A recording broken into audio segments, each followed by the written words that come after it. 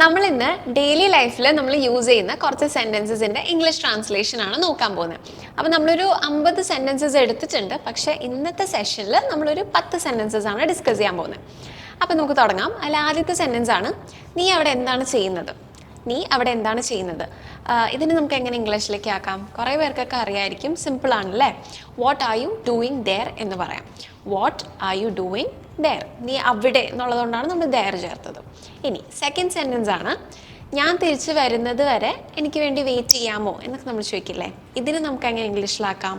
അതൊരു ക്വസ്റ്റ്യൻ ആണല്ലേ.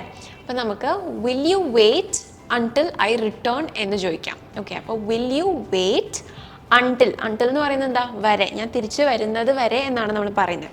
അപ്പോൾ will you wait until I return.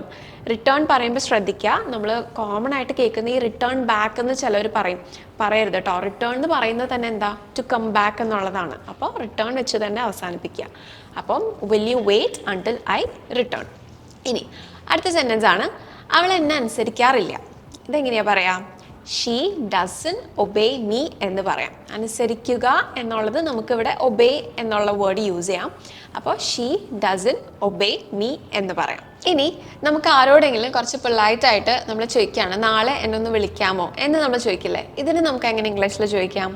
നമുക്ക് can you please call me tomorrow ചോദിക്കാം, കറക്റ്റ് ആണ്. പക്ഷേ കുറച്ചും കൂടെ പൊളൈറ്റ് ആവണമെന്നുണ്ടെങ്കിൽ കുഡ് ആയിരിക്കും യൂസ് ചെയ്യുന്നത് നല്ലത്. അതായത് ക്യാനിന് പകരം കുഡ് യൂസ് ചെയ്യുന്നതായിരിക്കും നല്ലത്. കുഡ് യൂസ് ചെയ്യുമ്പോൾ കുറച്ചും കൂടെ അധികം പൊളൈറ്റ് ആയിരിക്കും. ഓക്കെ, അപ്പം അത് നമുക്ക് could you please call me tomorrow എന്ന് ചോദിക്കാം. ഓക്കെ, ഇനി അടുത്ത സെൻറ്റൻസ് ആണ്, അതാണ് എല്ലാവരും പറയുന്നത്. ഓക്കെ, എന്തെങ്കിലും ഒരു കാര്യം നമ്മൾ പറഞ്ഞിട്ട് നമ്മൾ പറയില്ലേ, അതാണ് എല്ലാവരും പറയുന്നത് എന്ന് പറയില്ലേ. അത് നമുക്ക് എങ്ങനെ പറയാം?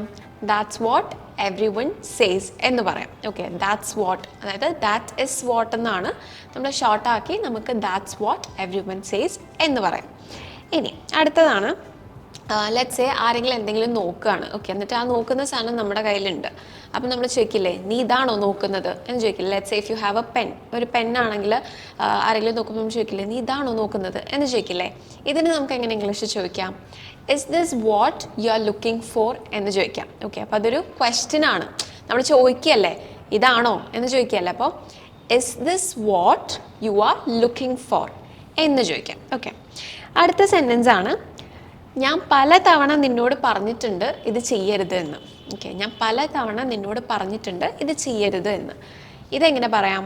ഇതിന് നമുക്ക് I have told you several times not to do this എന്ന് പറയാം. ഓക്കെ, അപ്പോൾ I have told you several times എന്ന് പറയുന്നതാണ് നമ്മൾ ഞാൻ പലതവണ പറഞ്ഞിട്ടുണ്ട് എന്ന് നമ്മൾ പറയില്ലേ, അതിൻ്റെ ട്രാൻസ്ലേഷൻ ആട്ടോ അത്. I have told you several times not to do this, ഇത് ചെയ്യരുതെന്ന് ഞാൻ പറഞ്ഞിട്ടുണ്ട് എന്ന് പറയാം. ഇനി അടുത്ത സെൻറ്റൻസ് ആണ്, ലെറ്റ്സ് സേ ഇപ്പം നമുക്ക് എന്തെങ്കിലും പ്രത്യേകിച്ചൊരു സാധനം കഴിക്കാനായിട്ട് ഭയങ്കര കൊതി തോന്നില്ലേ. അപ്പോൾ ലെറ്റ്സ് സേ ഒരു ചോക്ലേറ്റ് ഇങ്ങനെ കഴിക്കണമെന്ന് ഭയങ്കര കൊതി തോന്നുന്ന ആ ഒരു ഇതിൻ്റെ സിറ്റുവേഷന് നമുക്കൊരു വേർഡ് ഉണ്ട്. അതിനെയാണ് നമ്മൾ ക്രേവിംഗ് എന്ന് പറയുന്നത്. ഓക്കെ, അപ്പോൾ ലെറ്റ്സ് സേ ഇപ്പം എനിക്ക് ചോക്ലേറ്റ് കഴിക്കാൻ കൊതി തോന്നുന്നുണ്ട് എന്നൊക്കെ നമ്മൾ പറയില്ലേ. ഇതിന് നമുക്ക് എങ്ങനെ ഇംഗ്ലീഷിൽ പറയാം? നമുക്ക് പറയാം I have A craving four chocolate എന്ന് പറയാം. I have A craving four chocolate എന്ന് പറയാം. ഇനി അടുത്തതാണ്, അവളോട് തർക്കിച്ചിട്ട് ഒരു കാര്യവുമില്ല. ഇതാട്ടോ നമ്മുടെ സെൻറ്റൻസ്, അവളോട് തർക്കിച്ചിട്ട് ഒരു കാര്യവുമില്ല. ഇതിന് നമുക്ക് എങ്ങനെ ഇംഗ്ലീഷിൽ പറയാം? There is no point in arguing with her എന്ന് പറയാം. അപ്പോൾ തർക്കിക്കുക എന്നുള്ളതിൻ്റെ ഇംഗ്ലീഷ് വേർഡാണ് ആർഗ്യൂ. Okay, argue. അപ്പോൾ അവളോട് തർക്കിച്ചിട്ട് ഒരു കാര്യവുമില്ല എന്ന് പറയാനായിട്ട് നമുക്ക് ഒരു കാര്യമില്ല, there is no point. Okay, അപ്പോൾ അതൊരു സെൻറ്റൻസ് ആക്കുമ്പോൾ there is no point in arguing with her എന്ന് പറയാം. സോ ഇതൊക്കെയാണ് നമ്മൾ ഇന്ന് ഡിസ്കസ് ചെയ്ത 10 സെൻറ്റൻസുകൾ. ഇനിയും ഇതിൻ്റെ കണ്ടിന്യൂഷനായിട്ട് നമുക്ക് പാർട്ട് 2, പാർട്ട് 3 ഒക്കെ ഉണ്ടാവുന്നതാണ്. സോ ഉറപ്പായും ഫോളോ ചെയ്യുക, അപ്ഡേറ്റഡ് ആയിട്ടിരിക്കുക. Until then, this is Krishna Ramesh signing off from English Mithra. Thank you.